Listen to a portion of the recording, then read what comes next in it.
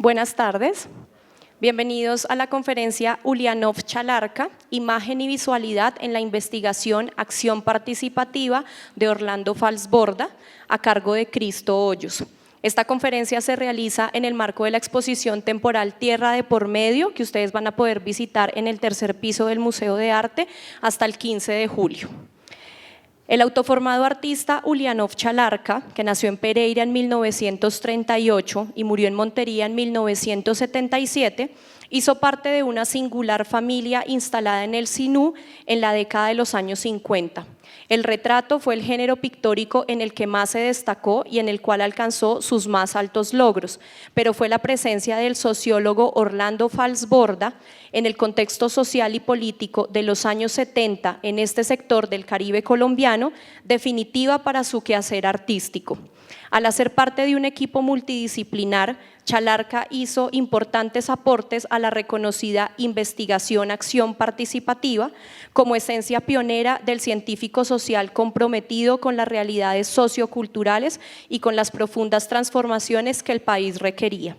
En la medida que la obra de Falsborda ha alcanzado mayores reconocimientos, la figura de Chalarca como artista, observador, intérprete, ilustrador de carteles y cómics y mediador entre los hechos históricos y las narraciones de los protagonistas se ha revalorado en gran medida, pues se convierte en la imagen visible de uno de los proyectos más connotados de las ciencias sociales en la historia moderna de la nación. Si traemos a la actualidad esas imágenes sintetizadas, enfocadas en lo esencial de los hechos, se reconoce un valioso lenguaje visual cercano a las técnicas litográficas e impresas y acorde con el discurso y la gráfica contemporánea. Cristo Hoyos es artista plástico y visual, investigador e historiador egresado de la Universidad Nacional de Colombia. Ha trabajado dibujo, pintura, fotografía, ensambles, glosarios y más recientemente sus series Silencio, De cerca, Uré, Pezuña y Bareque y Cuadros vivos evidencian preocupaciones por la memoria histórica, autodescubrimiento, rituales, mestizajes, pluralismos, temporalidades y medios. Como gestor, artista y miembro fundador, está al frente de la programación y de la curaduría del Museo Zenú de Arte Contemporáneo MUSAC de Montería desde hace 14 años. Bienvenidos. Buenas tardes todos, me alegra mucho verlos y muchas caras conocidas y gratas para mí. Muchas gracias al área cultural del banco, a comunicaciones, a educación, y más adelante seguiremos referenciando instituciones como el Banco de la República, que ha sido definitiva en el proyecto Museo Zenú de Arte Contemporáneo, que no es un museo como tal, sino una quimera. En Colombia un proyecto cultural es incierto y es muy frágil casi siempre. Es muy grato y muy emocionante encontrar eco en una institución como el Banco de la República de un proyecto que se desarrolla a nivel local con una cantidad de riesgos y de limitaciones.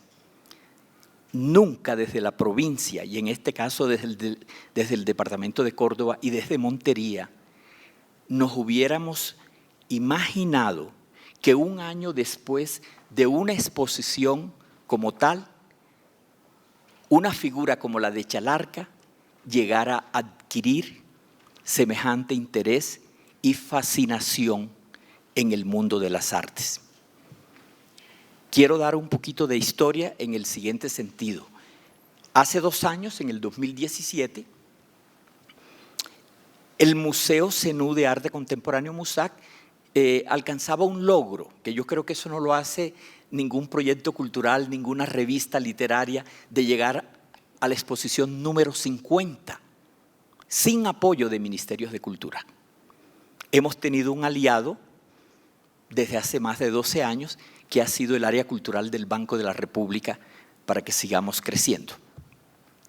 Y como cumplíamos esas 50 exposiciones y vimos que eso no es tan fácil conseguirlo en Colombia, y coincidencialmente el archivo del área cultural, el Centro de Documentación Orlando Falsborda, estaba cumpliendo también 30 años,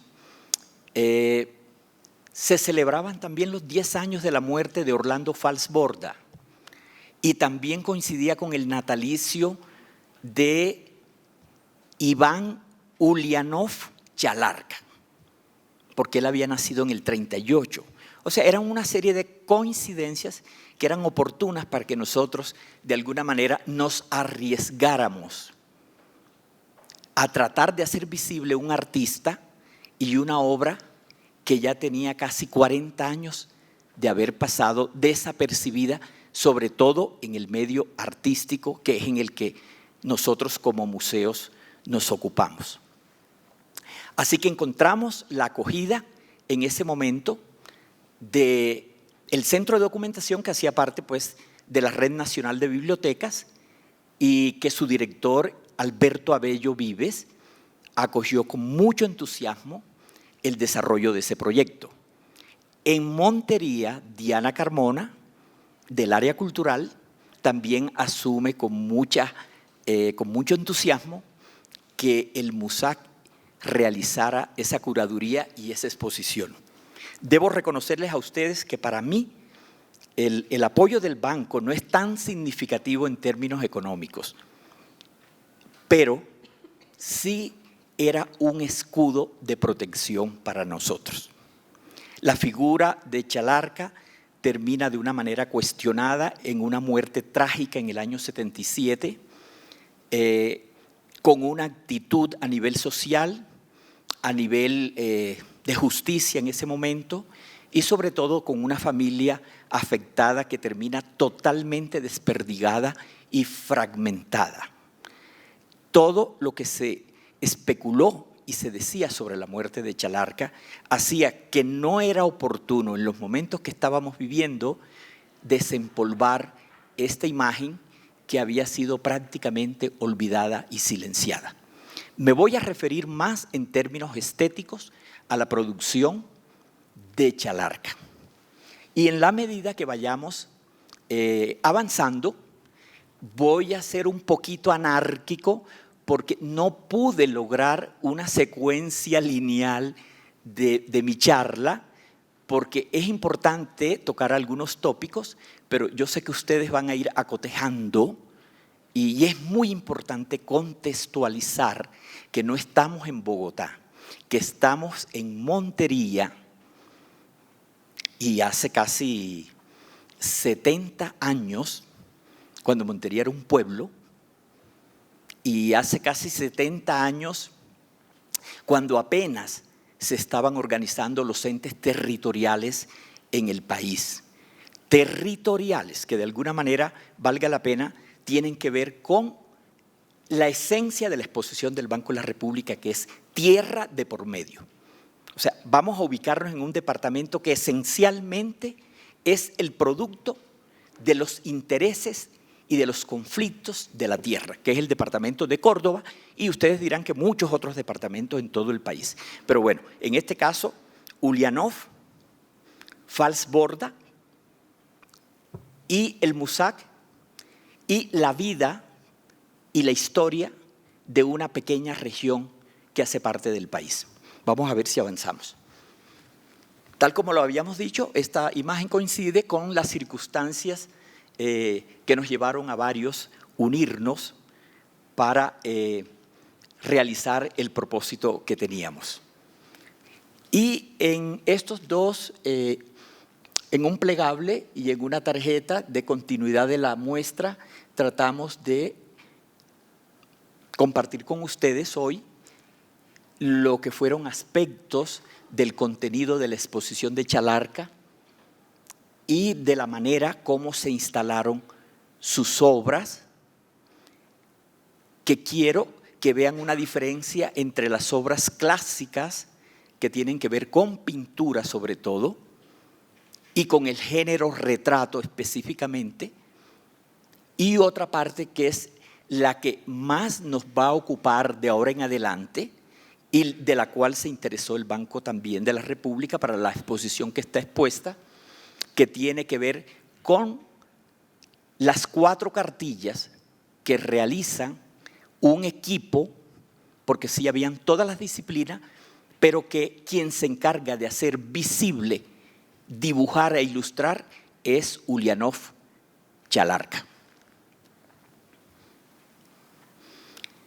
Nuevamente, pues debo decir que gracias al BUSAC también hemos hecho este trabajo, al Centro de Documentación, a la Subdirección Cultural, a la Red Nacional de Bibliotecas, a Joan Rapaport, gracias por estar aquí, Joan, de la Universidad de Georgetown, el apoyo de las universidades pedagógicas y nacionales en su información, sobre todo para la revista de sociología que nos sirvió mucho, a la familia Chalarca Grisales, a la familia Paternina Chalarca y al historiador Víctor Negrete, que es de los sobrevivientes del equipo, junto con Máximo Jiménez, que era el artista que escucharon cuando ustedes entraron.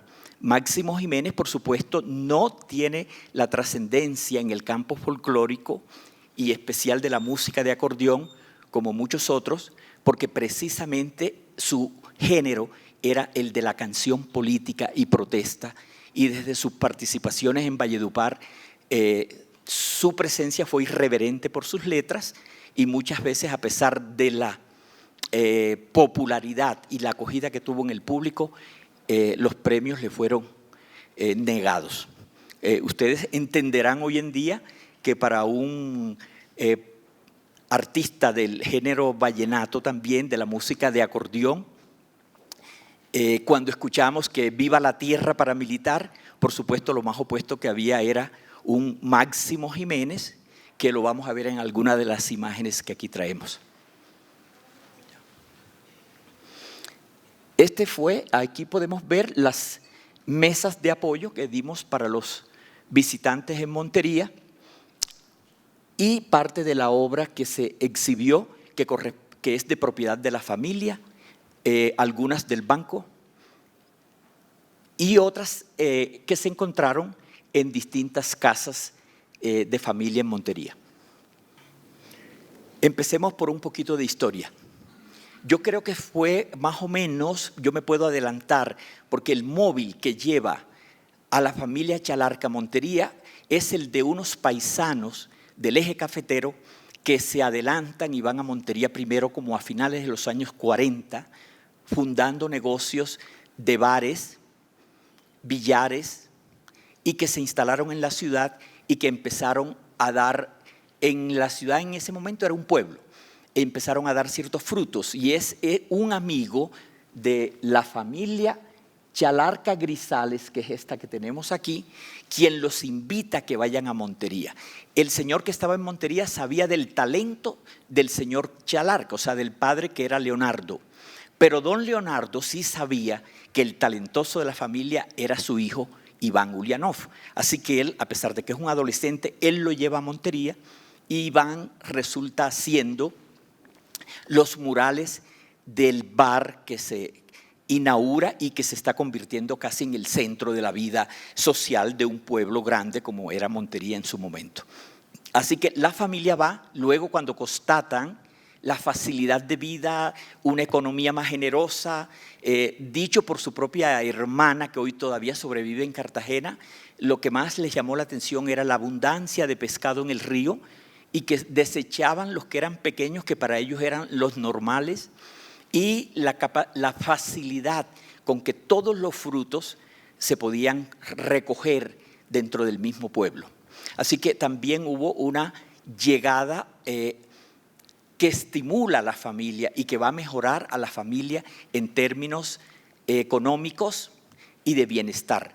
Esta familia en la región cafetera era una familia que tenía un nivel cultural, que sus padres y sus allegados se habían desempeñado en periodismo, en crítica, en poesía, en una expresión que es muy frecuente entre nosotros como la caricatura, que de por sí exige un nivel de información y de actitud crítica frente a la realidad y las personalidades. Así que para los Chalarcas había sido un ámbito familiar muy propicio, muy especial, y a pesar de ser una familia sencilla y humilde, ellos se van a lograr destacar muy rápidamente en el ámbito de un pueblo con más características rurales como lo era Montería.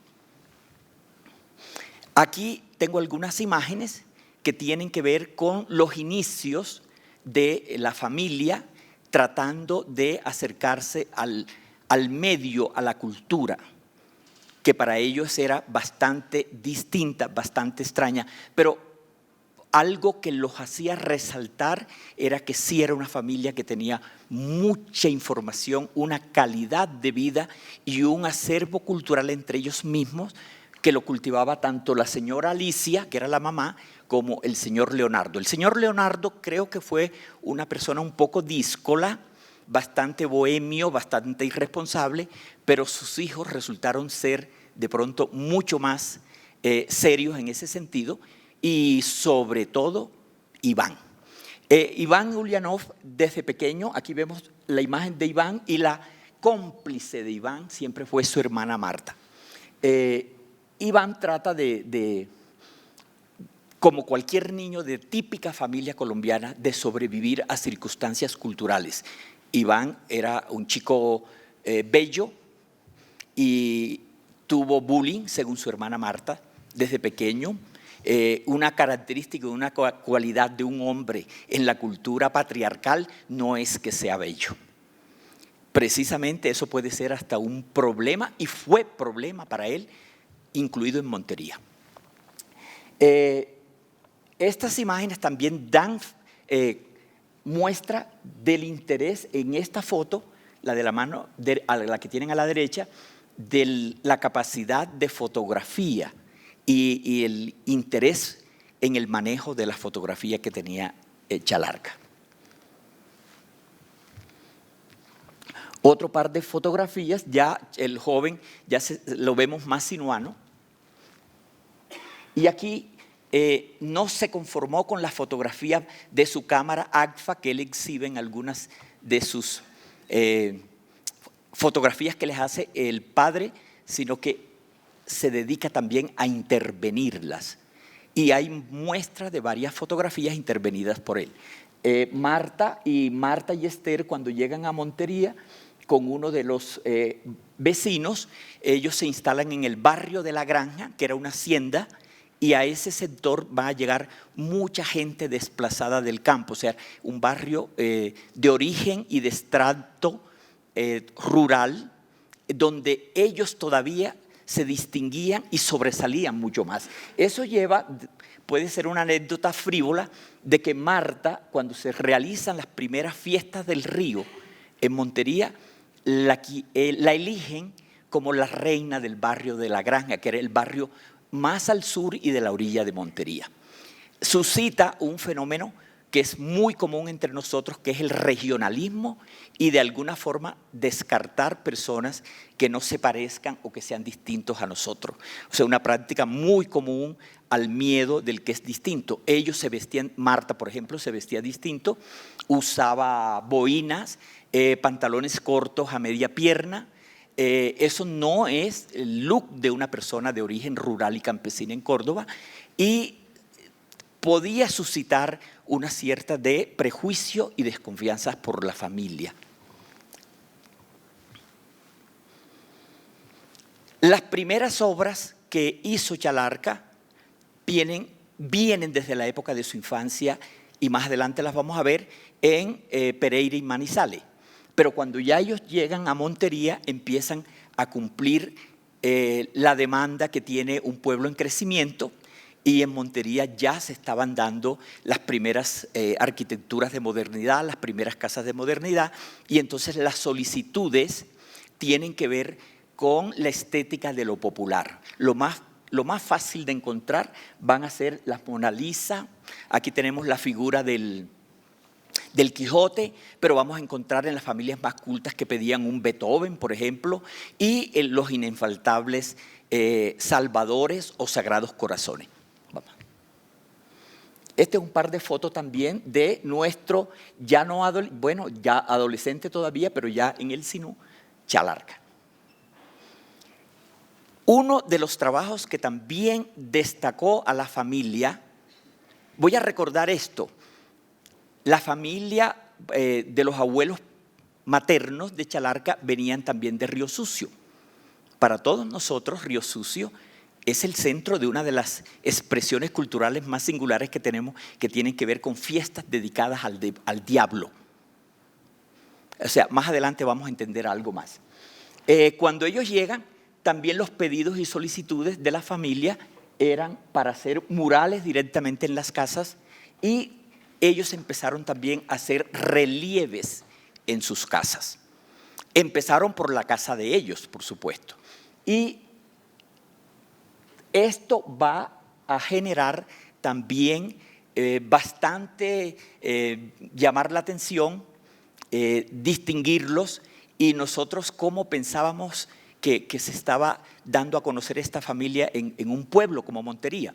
Resulta que al bar llegaban intelectuales, entre comillas, que podían existir en los años 50, pero también llevaba gente que podían después recomendar en sus casas a sus esposas que conocieron a un talentoso artista que en el bar pintaba los muros y las paredes.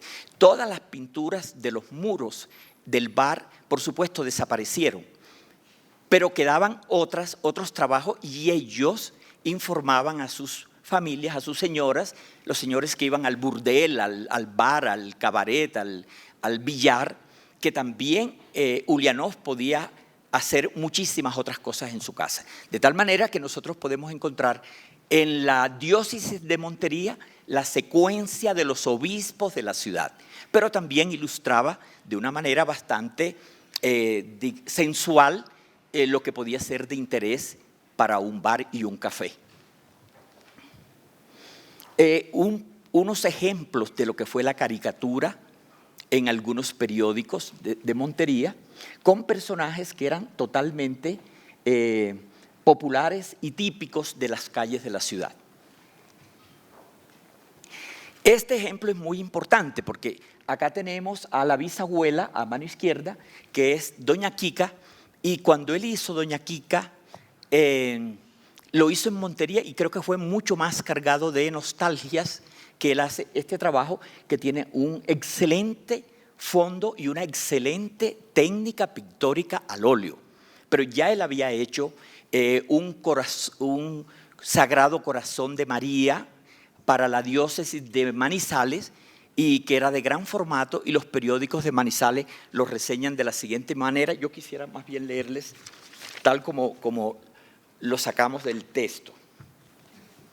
Los recortes son de familia, por supuesto. Ellos no dejaban ni el encabezado de los impresos ni las fechas, pero solamente lo que se refería al miembro de la familia. Este joven pintor, que apenas empieza a surgir en el mágico arte de los colores y que en su haber artístico ya tiene obras de verdadera consagración, ha sido contratado por el padre Camarasa para que elabore la imagen del Corazón de María en un lienzo de grandes proporciones que será exhibido en la capital de la República.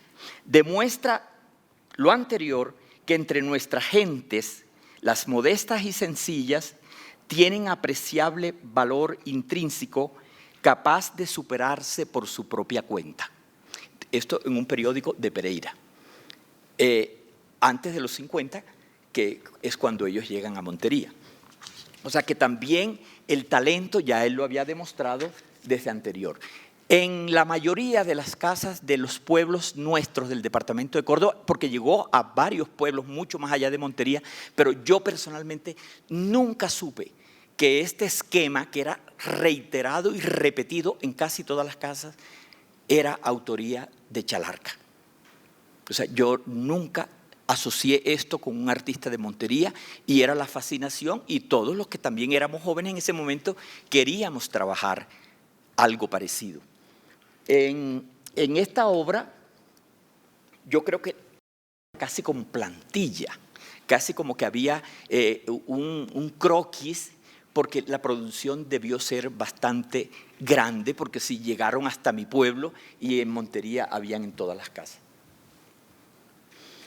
En esta me quiero detener un poco porque la obra pictórica de Chalarca va a pasar a un segundo plano después que aparezcan las 4 cartillas. O sea, después de que llegue Falsborda a Montería en el año 72, Chalarca deja de ser eso y se convierte en otra figura.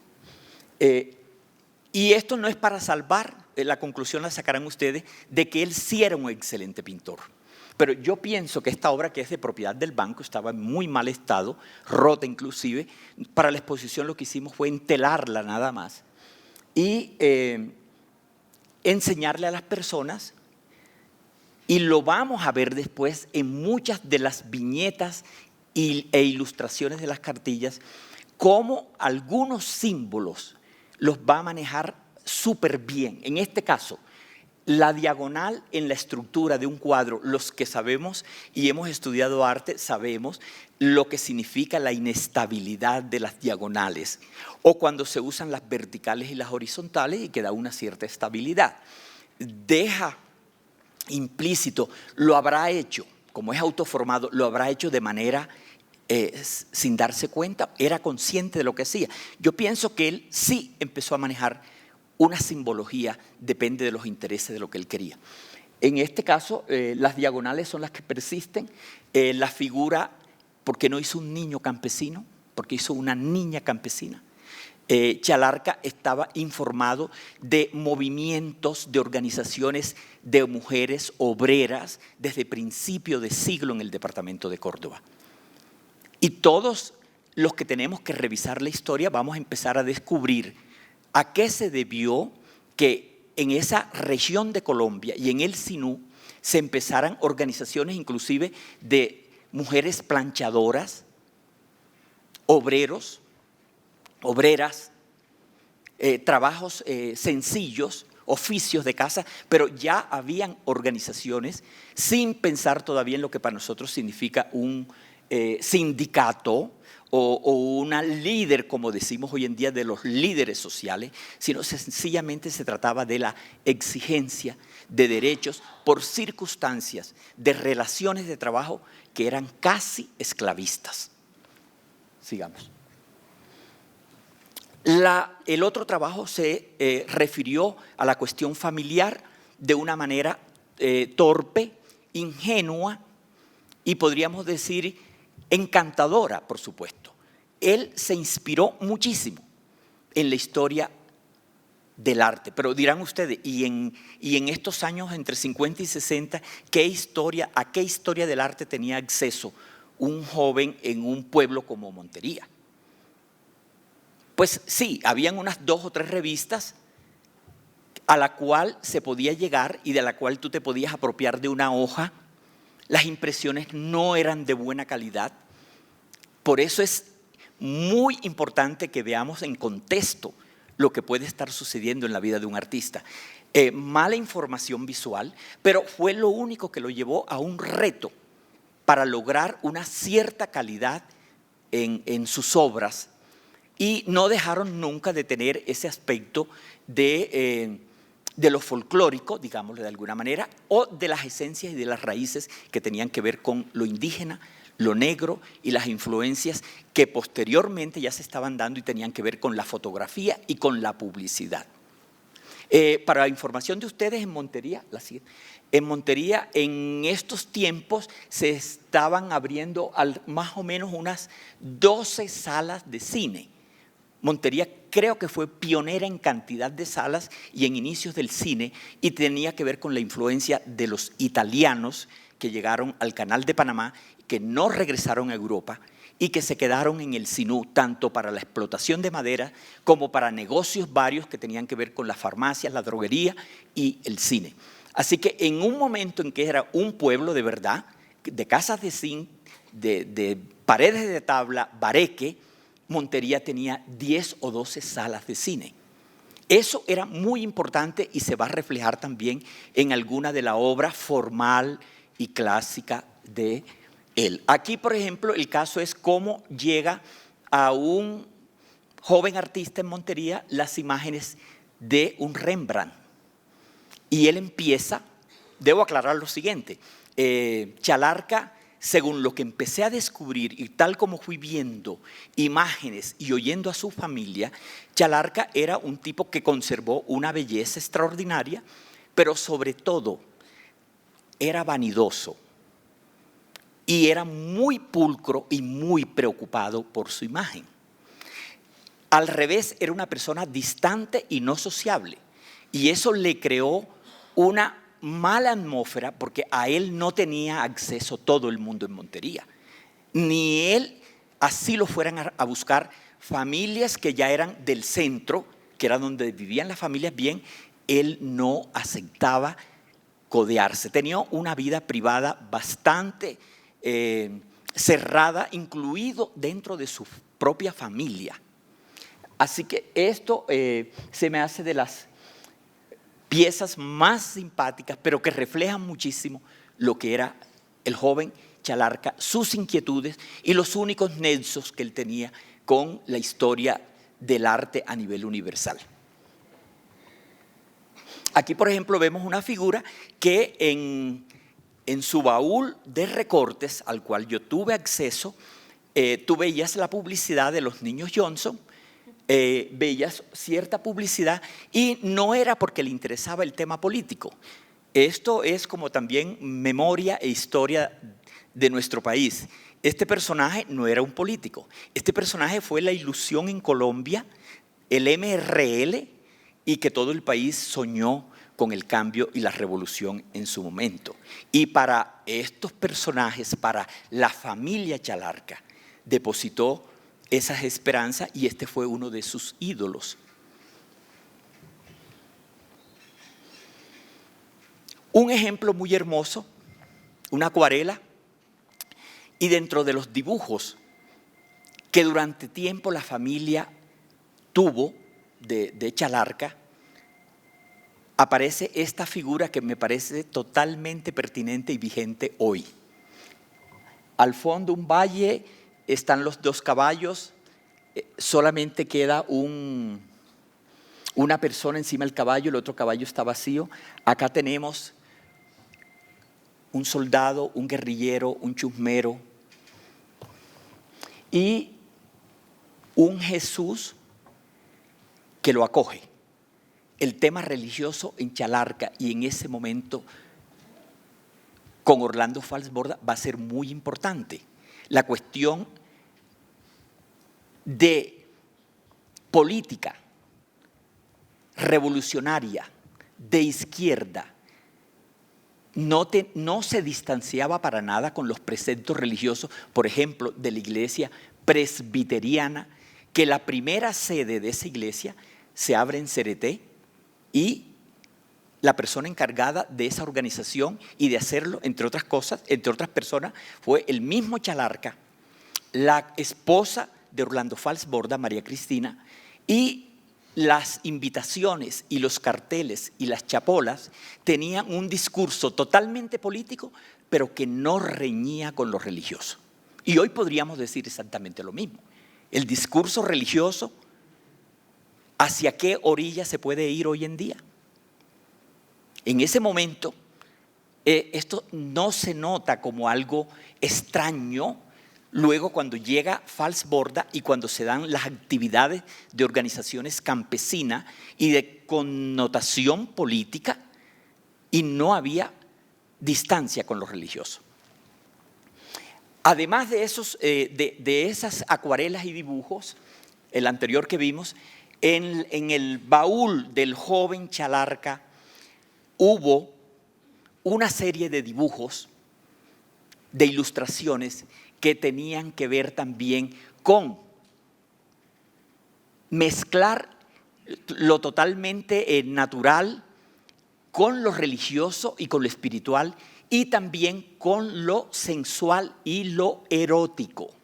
Pero es a raíz de la situación de la muerte de Chalarca y de una posible persecución que se pudiera tener contra él, que su hermana Marta, creyendo que estaba protegiendo a Chalarca, ella toma todas esas imágenes. ¿Quién las ve? Las ve su sobrino, que entre otras cosas su mamá pensaba, o sea, Marta, la hermana de Chalarca, pensaba que esas imágenes iban a ser mala influencia para su propio hijo y que él no podía ver esas ilustraciones. Y también el miedo de que ante una investigación pudieran encontrar en ese baúl unas figuras totalmente eróticas que podían mezclar incluso cuestiones religiosas. Marta viene y quema todas las ilustraciones, todos los dibujos. De eso, lo único que queda es esta imagen del santo abrazando a un soldado, pero habían otras más explícitas.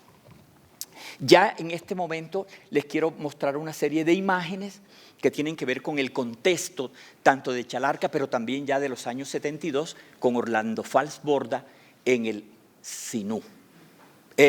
Un poquito de historia. Cuando yo llego a la Universidad Nacional, ya Fals no era de planta directa, ya no teníamos mucho acceso a Orlando, y ya Orlando y sus técnicas de investigación en la misma Universidad Nacional, en la Facultad de Sociología, donde él había sido el gestor, también se cuestionaba si era la técnica de investigación apropiada o si ya era una técnica que había que diferenciar y que de pronto había que superar.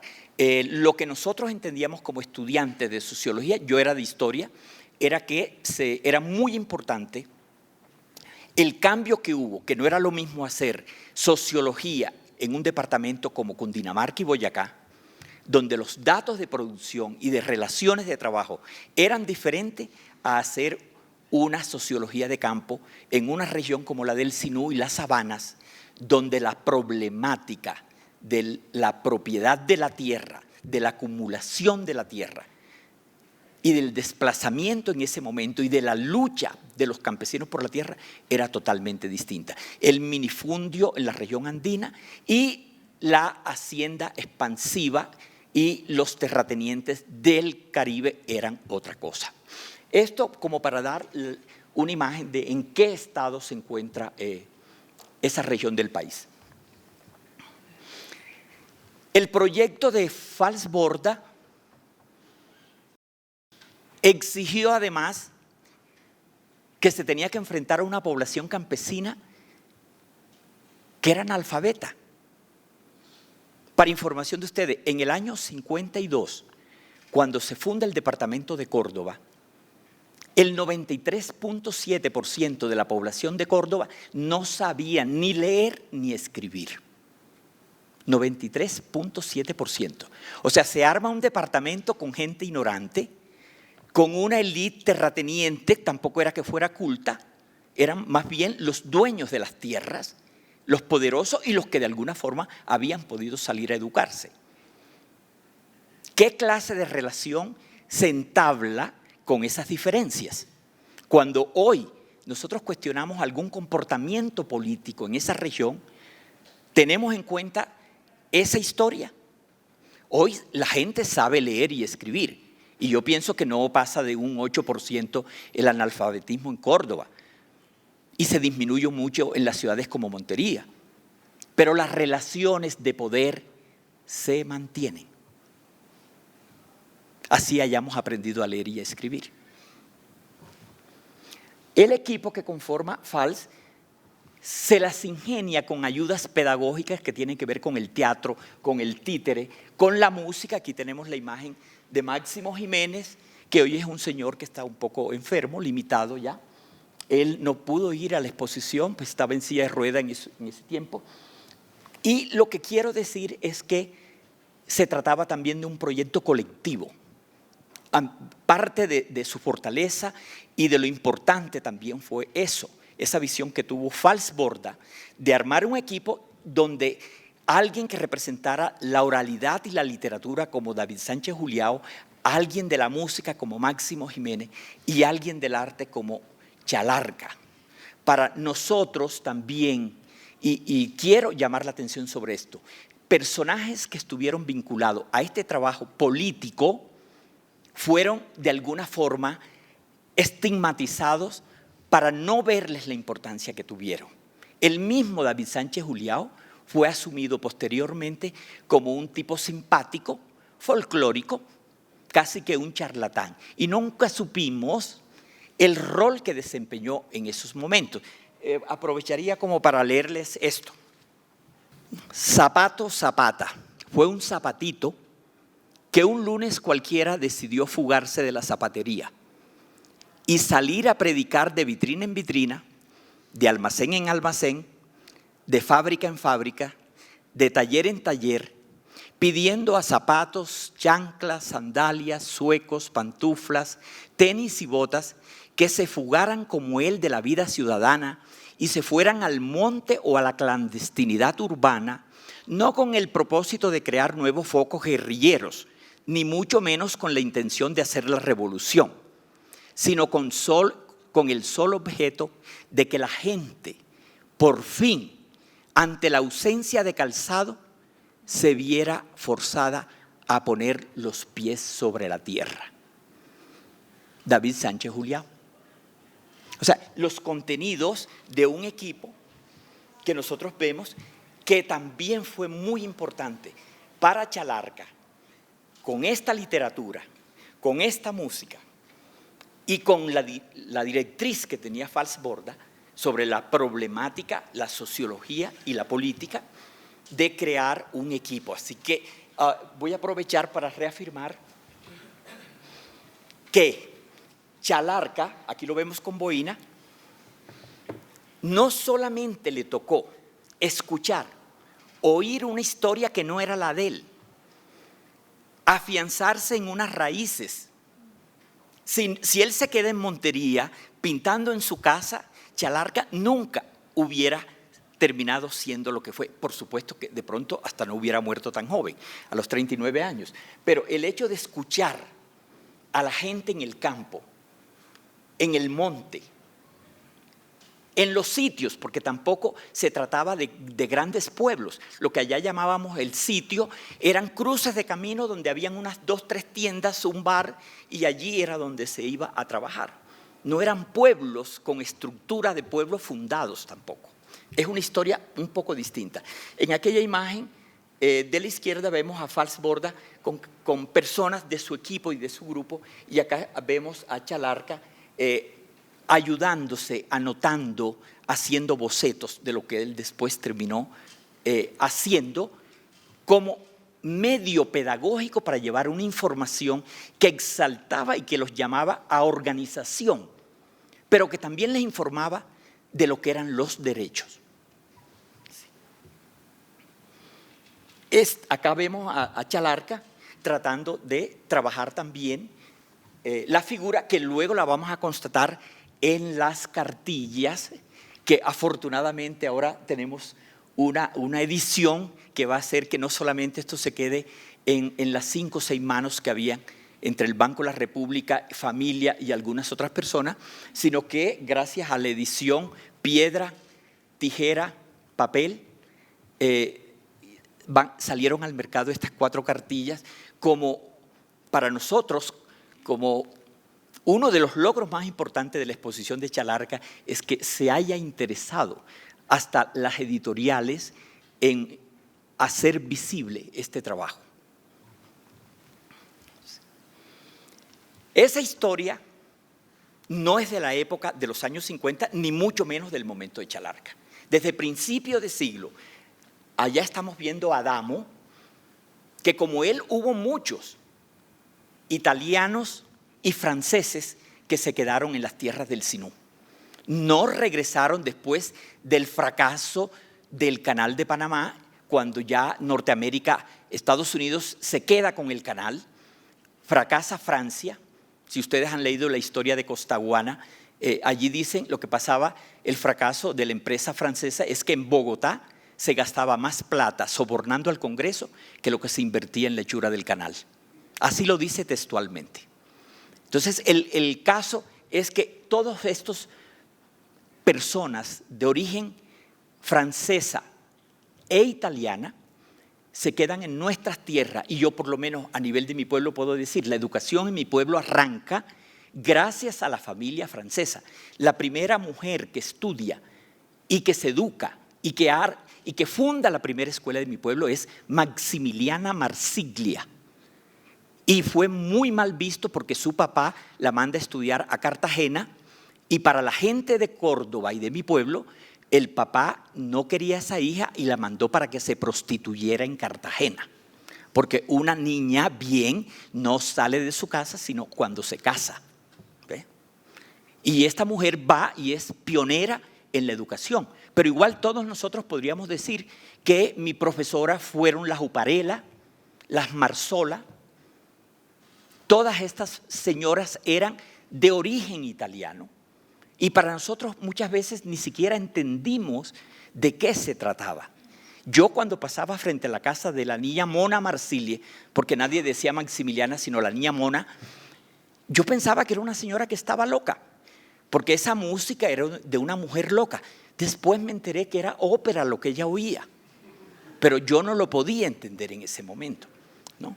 Entonces, en manos de estas personas estuvo no solamente los derechos de los obreros, sino estuvo también la educación. De alguna forma, si fueran los obreros pobres que engancharon en el canal, tenían un nivel de cultura superior al que encontraron en Córdoba, poblada por campesinos analfabetos. Si en el 50 el 93.7% eran analfabetos, se pueden imaginar en las 2 primeras décadas, cuando llega Adamo y cuando organiza a un grupo de personas y de obreros en organizaciones de trabajadores.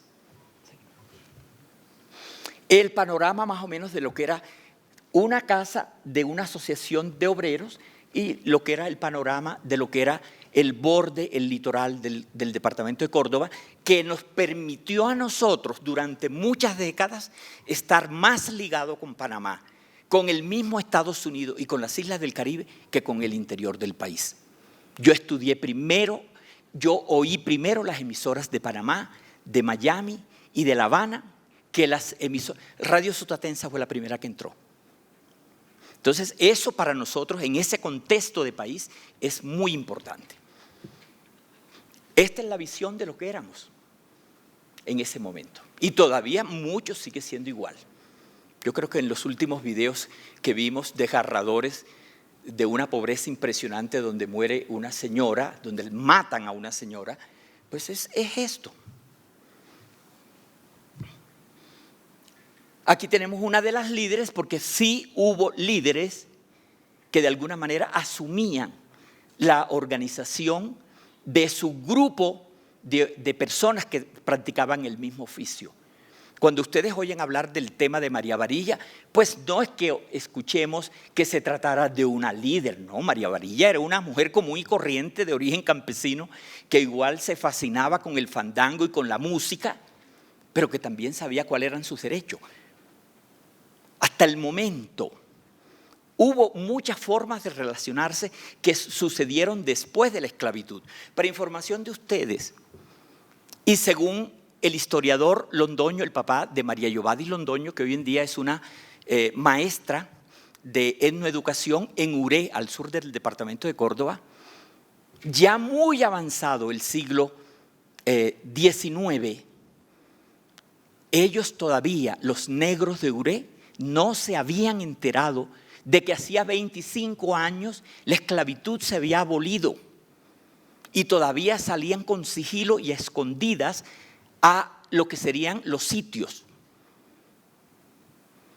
Y esto es clave para entender el problema de la tierra.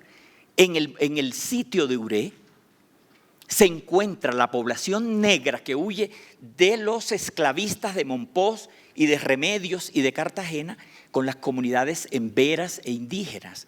Y ellos compartían el mismo criterio de propiedad de la tierra. Igual, para ellos el trabajo era colectivo. Ellos no sabían el valor de la tierra.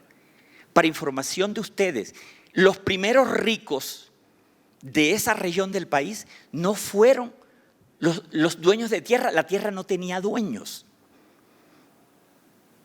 Allí se vivía y se trabajaba, se convivía y se trabajaba y era de todos. Los primeros ricos de esa región fueron los que llegaron vendiendo el alambre de púa, que fue lo que les permitió decir, hasta aquí llego yo. Y eso fue un fenómeno relativamente reciente.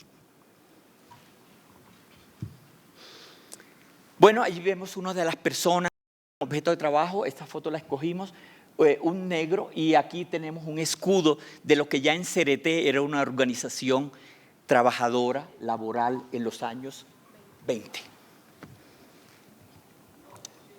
Y aquí las 4 cartillas que fueron el resultado de ese trabajo colectivo que hizo un equipo multidisciplinar, pero que quien hizo visible todo lo que pasó fue nuestro artista olvidado y borrado que se llama Chalarca. Aquí la cartilla del Boche, la de Tinajones, la de Loma Grande y la de Felicita Campo. No todas tienen la misma calidad. En algunas de ellas sabemos que la saturación de texto mermó la calidad, pero en muchas de ellas podemos ver cómo Chalarca había logrado manejar la parte cultural, la gestualidad, inclusive el humor, de tal manera que para ellos, los campesinos, la cartilla era totalmente legible, entendible. El caso del Boche, allá donde tenemos el Boche, también podemos decir, porque aquí una investigadora muy fuerte que está con nosotros es Joan Rapaport, y no podríamos decir que el Boche es realidad como tal o el Boche es solamente ficción. Yo lo que podría decir es que en todo el Caribe hubo muchos boches y que en el departamento de Córdoba también hubo muchos boches. ¿Por qué expresamos todavía a estas alturas se volvió un boche? Es decir, se enloquece la persona hasta tal punto, como decimos también, no deja títere con cabeza. Y él lo que hizo en la hacienda fue eso. Cuando ve que su jefe, uno de los franceses, la Charme, abusa de su familia y de su mujer y le mocha la cabeza. Y de esos boches hubo muchos que lo que hicieron fue venganzas ante... No había límite hasta dónde tenía derecho el patrón. Si a la señora le quemó la camisa y se refleja en toda la historia que ellos hacen, la señora podía ponerle la plancha caliente a la empleada en la cara o en la espalda. Y es en esas cartillas donde vamos a ver por primera vez una secuencia de cómo ha sido esa historia tan terrible en ese sector de nuestro país. El dibujo, el diseño, el cartel como tal, la publicidad van a estar muy presentes y ya nosotros entendemos quiénes son los personajes. Él pone en boca de personajes populares, comunes y corrientes, el discurso político. Eso es una estrategia pedagógica, porque no podían asumirlo ellos. Aquí, por ejemplo, en la imagen de la izquierda me gustaría que vieran en la parte de abajo, inferior de la página, el diseño, la ubicación territorial del departamento de Sucre y los dibujos en silueta, más o menos como es la fotografía, sobre todo esa fotografía mexicana que nos influenció tanto desde el cine de Figueroa, de Gabriel Figueroa, y ya como usa eso en silueta blanco y negro, pero la gestualidad es perfecta. Y lo mismo que la anatomía de los cuerpos. El diseño de esa página es muy lindo, por ejemplo, para mí.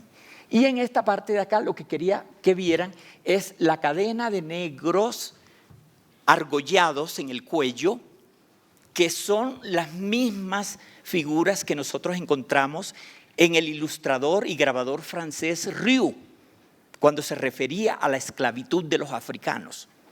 O sea, Chalarca tenía en el baúl que abrimos, tenía estos grabados, estas reproducciones, en las cuales él se informaba y lo leía y los utilizaba para sus diseños.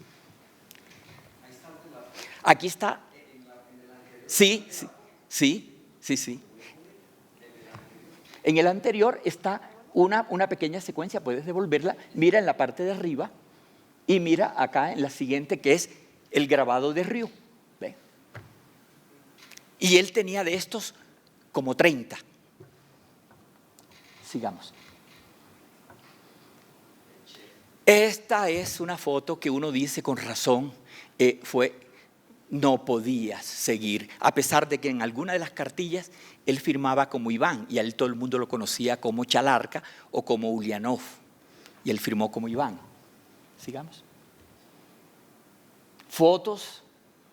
La montería que le encuentra es la montería ganadera de fiestas de Corraleja. Estas son fiestas en la plaza de Montería Moderno, en el centro de Montería, todavía en esa época de los 50 y los 60. Algunas de las fotos ya de la nueva arquitectura de una ciudad emergente ya también las alcanza a hacer él como capital, ya era una capital y se hicieron nuevas construcciones y él era fascinado con ese crecimiento de la ciudad. Aquí un par de fotos que además hacía relieves para las instituciones, llámense colegios, y personas relativamente cultas que había. Estos eran los pedidos que se hacían. Finalmente, aquí nos damos cuenta lo que fue ya la decadencia después de la muerte. Allá está la fachada de la casa de él, donde hay una mezcla de elementos que tienen que ver con cultura precolombina, pero que pueden ser colombianas o aztecas, y hasta gárgolas de origen europeo que se mezclaban, y él no tenía ningún empacho. La casa luego fue pintada de rojo y terminó siendo reconocida en Montería como la casa del diablo. Ahora, podría ser una forma de estigmatizar a un personaje que políticamente incidía en una actitud en contra de ellos, o sencillamente era fiel también a tradiciones de sus raíces en el Caldas y en Río Sucio, de sus fiestas que tenían que ver con el diablo. Esta fue la última foto, y en la moto donde a él se le arrolla, lo arrolla un carro que luego sale en el periódico. La placa coincide con la de una familia muy poderosa en Montería. Él, cuando lo arrollan, los muchachos, eran jóvenes también que iban en el carro, piensan que lo mataron y abandonan el carro y lo abandonan a él, pero resulta que él no había muerto, lo llevan al hospital, se salva, dura más o menos 3 meses en el hospital, le hacen todas las cirugías de fractura, le recuperan todo, pinta incluso en el hospital, y todo lo resistió sin anestesia, porque Ulianov era alérgico a la anestesia. Y cuando le iban a quitar el yeso y ya iba a salir, y no era necesaria la anestesia porque ya le habían hecho todas las cirugías, el médico le pone la anestesia, muere enseguida, su madre después se le tira a un bus y termina pues de una manera trágica la familia. Y esto ellos acusan a una componenda entre el médico y la familia poderosa, y otras personas dicen que él sufrió gangrena, y la familia testimonia que el cuerpo de él, porque lo vistieron ellos mismos, no tenía gangrena. Esta persona finalmente se le olvida a todo Montería. Ningún curador de arte ha visto en ningún libro, ni de origen local, ni departamental, ni regional, ni mucho menos nacional, que este fue un personaje muy importante. Nosotros colocamos para la exposición estos trabajos, estas cartillas, para que toda la población asistente lo leyera en Montería y confrontaran con libros que ya se habían hecho, entre otras cosas, editados por el Proyecto Bachué y El Dorado, y por publicaciones de Álvaro Medina, para que se dieran cuenta que sí había algo que tenía que ver la provincia con lo que estaba pasando también en Bogotá. Muchísimas gracias, y cualquier pregunta.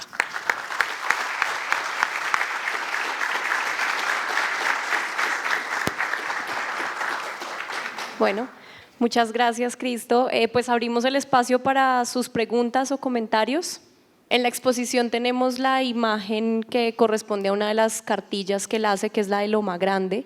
Entonces, pues si nos puedes contar un poco más sobre el contexto de esa cartilla específicamente. Sí, yo creo que lo más grande es la cartilla mejor lograda en diseño, la más aireada y donde Chalarca de verdad maneja la cuestión que tiene que ver con la perspectiva y con la topografía de Valle del Sinú. Se capta muy fácilmente. Pero en esta imagen que ustedes eligieron y que creo que le eligió el diseñador, aquí está Juan Pablo también, que fue el diseñador del plegable. Voy a referirme a un refrán también. Está el golero bajito. El golero bajito quiere decir que hay muerte a tutiplén. Oiga lo que estoy diciendo. Y en la culata de la casa, que además el caballete se le está cayendo, queda el esqueleto de lo que llamamos allá las sentaderas de la culata, y allí están dos chulos, que son los goleros nuestros. Eso es sinónimo de muerte. No solamente la pobreza con que el dibujo está definido. El dibujo está perfectamente definido. La casa de palma sobre 4 horcones, los animales con todas las costillas afuera, el burro tratando de saltar la cerca. O sea, todos los elementos que identifican toda la situación de una región, sobre todo de pobreza del campesino. Entonces, esta hace parte de la cartilla de Loma Grande, que es de las más hermosas, porque habíamos pensado también que la última, la de Felicita Campo, abusa del texto y la vuelve un poquito densa y confusa y estéticamente no es tan interesante. Buenas tardes. Mi pregunta es, actualmente, por un lado, ¿cómo fue la recepción de la gente cuando fue la exposición en el museo? Y la otra pregunta es si hay alguna memoria colectiva, si hay viejitos, adultos que recuerdan haber recibido esa cartilla, o si realmente esto que pasó con las cartillas, que se fue de mano en mano, realmente no hay memoria y nadie sabe, nadie recuerda en estos lugares donde se repartieron las cartillas. Sí, muy importante. Creo que si empezáramos a hacer una reflexión de qué hemos hecho los espacios culturales, empezando por los museos, yo no aspiro que la galería, pero los institucionales y museos, sobre las últimas 4 décadas, ¿de verdad nos ocupamos nosotros de lo que estaba pasando en el país? ¿O sencillamente estábamos siguiendo las pautas de las directrices del MoMA de Nueva York, de los artistas norteamericanos famosos? Nadie se iba a ocupar de uno de estos artistas. Pero nosotros en el MUSAC hemos tratado de hacer una línea, primero conscientes de que no hicimos parte de la modernidad. Esa modernidad que vivimos aquí en Bogotá no se vivió en el resto del país, en la provincia no se vivió. Era muy difícil. En el MUSAC no hemos hecho sino ya todo, con excepción, diríamos yo, de Botero y de Alejandro Obregón. Toda la gente que nosotros hemos llevado al MUSAC de Montería es por primera vez que los escuchan. Y mire cómo influye un contexto. Si aquí nosotros exponemos a un Luis Caballero, que ya hoy ni escándalo produce por su homoerotismo, por ejemplo, porque es un excelente artista, porque ya explicó y mostró y expresó el homoerotismo, pero ya para nosotros eso no es. Si lo llevamos a Montería como fue, allá fue un problema político en Montería. No es un problema de moralismo, ni de espiritualidad, ni de religiosidad. Fue un problema político. Pues lo esperábamos que fuera así con una Débora Arango, ¿verdad? Pero allá el contexto es distinto. Y de las otras explicaciones que puedo dar es cómo hacemos nosotros en estos espacios para dejar de ser los sitios para una círculo, para una cierta élite intelectual.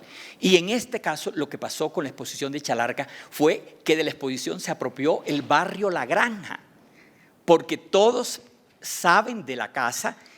En Montería todo el mundo sabe dónde queda la casa del diablo, y todo el mundo empezó a asociar, y sobre todo ellos empezaron a ir y a manifestar lo que ellos sabían. Algunos escriben, y en tal casa el señor tal tiene un par de telones o de cosas de Chalarca. O iban y contaban anécdotas de cómo terminó la familia. Entonces, mientras Marta fue reina de belleza, reina de una fiesta, porque no fue de belleza, reina de las fiestas del río, eso le sirvió a Marta y se casó bien con el empresario de los buses de Montería. La familia ascendió económicamente y socialmente, pero los hermanos de ella, por ejemplo, un hermano de Chalarca, que era el peor enemigo que tenía Chalarca, se llamaba Homero, porque era además militarista, machista, homofóbico. Entonces Chalarca fue víctima de su propio hermano. Y otros hermanos cayeron en la droga. Uno de ellos, Ramiro, lo mataron ahí en Puerto Platanito, que es un sector deprimido de Montería, donde a él lo mataron. Su otra hermana se fue, en una época estuvo en Venezuela, luego creo que vive en Planeta Rica, y de alguna forma hubo una diáspora y un fraccionamiento de la familia que ni siquiera era fácil que nosotros los manipuláramos a ellos. Nos tocaba independiente, porque entre ellos no se comunica. Entonces, la pauta sí fue que el espacio MUSAC hace un trabajo que involucra y que incluye dentro del arte a un barrio popular. No solamente estábamos haciendo visible a un artista que fue silenciado y que fue olvidado, es decir, toda la sociedad se encargó de pasar la página, sino que estábamos también incluyendo nuevos agentes para los espacios culturales. Y en este caso, el único espacio en ese sentido en la ciudad de Montería de hoy en día. Aquí voy a leerles que me parece que termina de completar tu pregunta. Lo que dejan los visitantes al MUSAC. Es impresionante cómo el arte sirve como principal fuente para contarnos nuestra propia historia. Por medio de estos retratos quedan inmortalizadas vidas, momentos, miradas que hacen parte de estas tierras. Fueron regalos de Ulianov. Gracias por permitirnos llegar a él. Muy interesante la exposición. Me llamó mucho la atención cómo el artista Ulianov Chalarca se interesó por la vida del campesino y su entorno rural. Felicitaciones por esta maravillosa exposición, y seguirá siendo el maestro Chalarca el ícono del arte en el Valle del Sinú. Mucho aprecio por esta investigación que nos muestra una vez más las tantas voces y plumas silenciadas en Colombia, de Ángela Pérez, la subdirectora. Hoy vine a observar y admirar la exposición de Ulianov Chalarca en el MUSAC. Conocí a Ulianov tanto en su casa como en el Percal, o sea, el bar. Y doy fe de la entrega al arte y de su magnífica expresión estética ligada a las palpitaciones esenciales del pueblo. Es una verdadera desgracia para la cultura del Sinú la muerte de Ulianov. Nos dejó su testimonio y sobrevive en sus obras. Larga vida a su arte. Aquí tenemos, hoy asistí al museo y fui recibido gratamente por la exposición sobre Ulianov Chalarca, pintor e investigador de la problemática social, especialmente sobre la tenencia de la tierra, fallecido en absurdas circunstancias en un accidente, y por fortuna nos dejó su obra para admirar su talento. Felicito a quienes se han tomado esta tarea de impulsar el arte y la cultura. Ojalá y nuestros dirigentes políticos se preocupen más por el apoyo a estas iniciativas. Había otra hojita que yo hubiera querido leer, no sé dónde la refundí, pero de un joven monteriano donde nos puede hacer ver a nosotros hoy en día un poco más adultos que todos esos prejuicios que hubo contra una familia cachaca que llegó. Y creo que con este documento podemos terminar. Yo, como joven monteriano, nacido en una época totalmente distinta a la plasmada por el artista, es asombroso y revelador conocer a mi querida Montería, unos años atrás, sucesos que desconocía en su totalidad. Ahora me hacen entender los orígenes y nuestra identidad como cordobeses. Chalarca es la prueba de que no tienes que ser propiamente de un lugar para ser parte de ese lugar, y sus obras recalcan el sentir cordobés. Hoy un joven pintor de Pereira me hizo sentir más monteriano que nunca. Me emociona. Sí, gracias. Hola. Cristo, pues yo quiero agradecerte porque me haces palpitar mucho el corazón con toda esta historia de un territorio Sí. que yo he conocido más desde la geografía de la violencia, Sí. que desde esa gran riqueza que son las tierras del Sinú y el San Jorge. Y yo no quiero, o sea, no te voy a hacer una pregunta, sino que con todo lo que planteaste ahora y con los años que llevo de ir a recorrer el territorio de Córdoba o Sucre, y entendiendo que lo que pasó con Chalarca o lo que pasó con Quimi Pernia, ¿sí? El líder de los indígenas del Sinú, Sí. o lo que pasó con Clodomiro Castilla, periodista asesinado en el 2010 También. por denunciar en su periódico o en su pequeña revista a las familias tradicionales, o incluyendo al director del periódico El Meridiano, que fue socio de los paramilitares en la zona, ¿no es cierto? Entonces yo sé que te cuidas mucho para referirte a las familias y que ese es parte de poder seguir caminando, y a veces otros podemos hablar más, y te quiero agradecer porque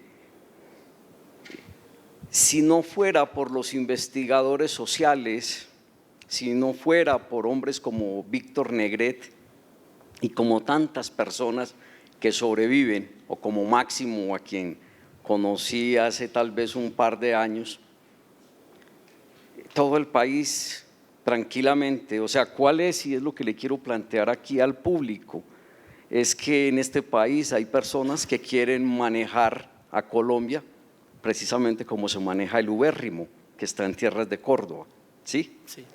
Y hiciste alusión a María del Pilar Hurtado, asesinada hace 8 días en Tierra Alta, y que quiso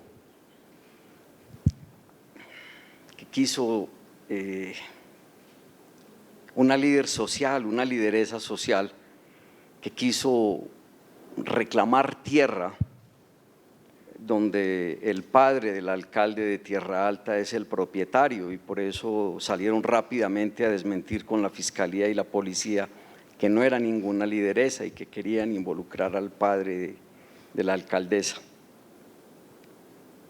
Pero entendemos que sí, que levantar la voz como la levantó Quimi en 1995-96, organizando despedidas al río Sinú porque se iba a convertir en represa de Urrá, y uno dice, ¿qué daño le hacía a Quimi, líder de los indígenas en Vera y olvidado por este país? ¿Qué daño le hacía a los paramilitares? Ninguno. Pero por eso es asesinado. Hizo en el año 96 la despedida al río Sinú, sí. Hicieron el Do Guamburra. ¿Sí? Y en el Do Guamburra salieron centenares de indígenas por el río Sinú porque sabían que ya no iba a ser el río, sino la central hidroeléctrica de Urrá. Y a la central hidroeléctrica de Urrá le hizo el favor los paramilitares.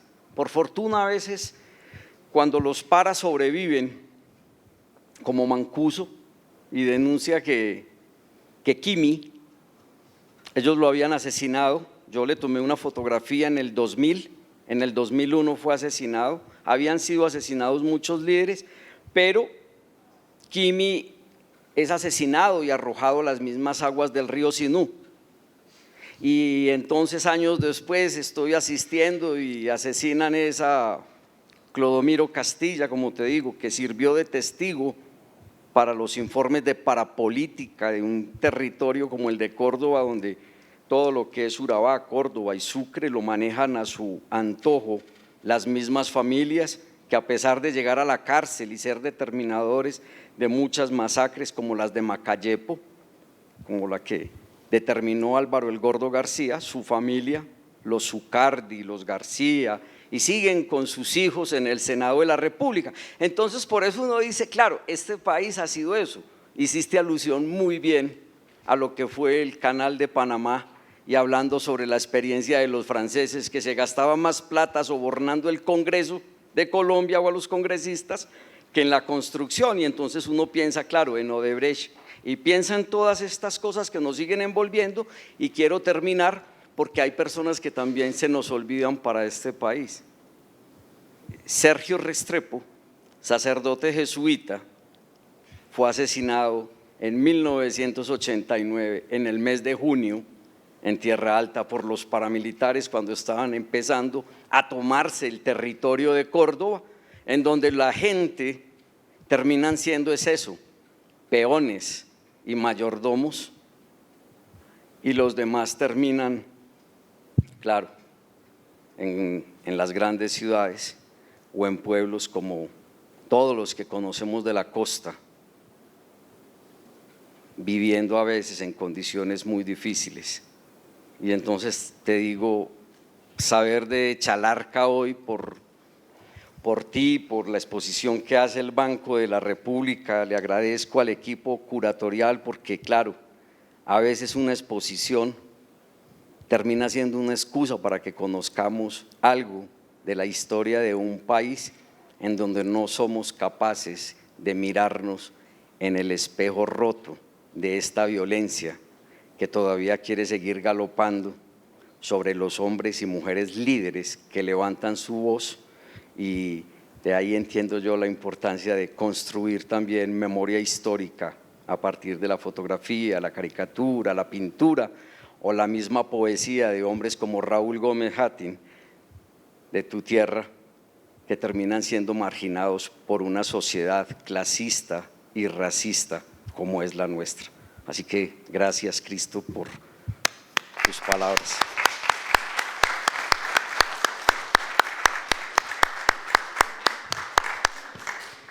Muchísimas gracias, Chucho, me honran tus palabras, tu presencia, admirando también tu valor.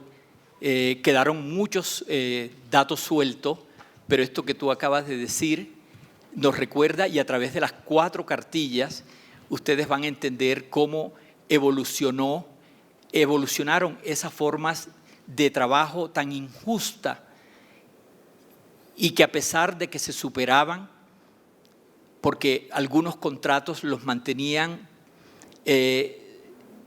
sirviendo de por vida durante 2 y 3 generaciones, y hasta cuando no se hicieron todos estos documentos que tenían que ver con los derechos, no se vino a saber que había un límite en el trabajo. Y todo esto que conocimos nosotros como la matrícula, que eran unas formas casi esclavistas, pero dentro de la modernidad y el capitalismo, pervivieron en nuestras tierras. Y para nadie es un secreto que no es solamente en Córdoba y Sucre y en el Caribe colombiano. Esas son las regiones más pobres y de alguna manera marginadas del desarrollo del país, pero que eso sucede en la mayoría del territorio colombiano. Y a eso se debe que sea en esos espacios donde se dan los escenarios de la violencia en Colombia. Nosotros aquí en Bogotá somos unos privilegiados. Y si hoy ven que fue que Chalarca terminó sus últimos días en el año 77, luego entonces eso no empieza en el 2005, cuando empieza Musac, y nosotros sabemos que está el departamento de Córdoba en una situación gravísima de violencia, y donde casi que Ralito, que eso es decir, lo menos cercano que hay a un pueblo, termina siendo como la capital alterna de Colombia, donde se nombraban ministros, rectores de universidades, gobernadores, alcaldes, concejales. Eso lo sabemos nosotros. Chalarca, para nosotros, hoy, y para la exposición que hizo el Musac el año pasado, fue un pretexto para mirar nuestra historia, nuestra memoria, y para que nos cuestionemos hoy qué va a pasar con el país, qué papel jugamos. Afortunadamente existen proyectos como los del Musac, que no sé qué tanto podamos durar. Ahorita llevamos la exposición en colaboración con el Banco de la República Montería de Bernardo Salcedo. Y es una obra que se llama Hectáreas y Heno. Nosotros la vamos a titular Hectáreas y Púas, porque le vamos a dar mucha importancia a la crítica y a esa sorna y a ese humor que tuvo Bernardo Salcedo, para cuestionarnos sobre nuestra propia patria, sobre nuestro propio país, ¿verdad? Pienso que de todas maneras creemos que a pesar de esas circunstancias tan conocidas por ti, Chucho, tú te conoces a todo el país, lo que hemos hecho en el Musac para mostrar esta figura, si bien fue un riesgo, si bien el banco fue como un escudo también, en el cual nos pudimos de alguna forma asegurar, pero la situación para nadie es desconocida de lo que pasa en el país. Si es que por un líder pedir algo, se le asesina. Él nunca pidió nada de vos. Pero el arte puede ser, afortunadamente, la clase política nuestra no es ni tan aguda ni tan inteligente, que muchas obras de arte ni siquiera las entienden. No sabe qué están diciendo, ¿verdad? Y podemos gritarlas en nuestros espacios. Valeroso el equipo de aquí de los curadores del banco. Salieron columnas donde la persona que escribía exigía al banco que hiciera valer sus derechos de que como él es el que paga, los curadores no pueden decir lo que quieran. Casi que lo mismo que la matrícula en Córdoba. Imagínate, en el Banco de la República. Una columna le exigía al banco que dónde estaba el banco, si él era el que ponía el dinero y la plata, cómo le iba a permitir a unos curadores que hicieran una exposición como tierra de por medio. Bueno, y si eso pasa aquí en Bogotá, se pueden imaginar ustedes lo que nos puede pasar en Montería, ¿verdad? Muchas gracias.